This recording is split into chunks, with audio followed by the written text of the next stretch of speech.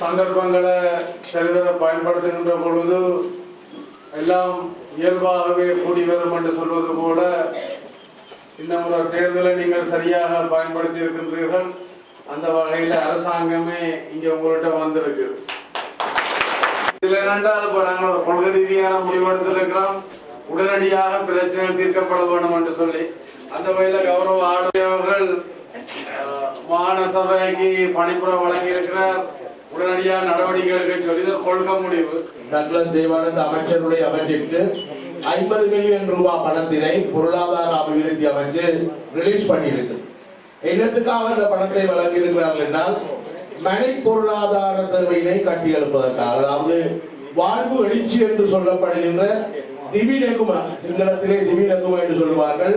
வாழ்வு எழுச்சி மனை பொருளாதாரம் இது ஒரு தேசிய பொருளாதார நிகழ்ச்சி திட்டமாக அனைத்து மாவட்டங்களிலும் செயல்படுத்தப்படுகின்றது. இதுக்கு கீழே 3 பிரிவுகள் வழங்கப்படுகின்றது. ஒன்று வீட்டு தோட்டங்களை கட்டி எழுப்புதல், அதுல பழங்கள் மற்றது அதே மாதிரி வெஜிடபிள்ஸ் மரக்கறி வகைகள் போன்றவற்றை உற்பத்தி செய்வதற்கான வீட்டு தோட்ட செயற்பாடு உண்டு.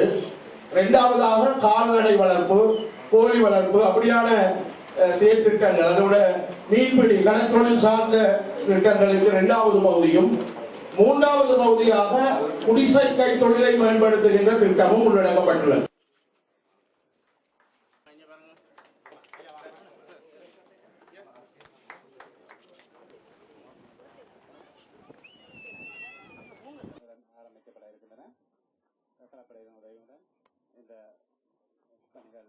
வெட்டுக்களி சம்பந்தமாக என்னுடைய மனதை உறுத்தி கொண்டிருந்தது.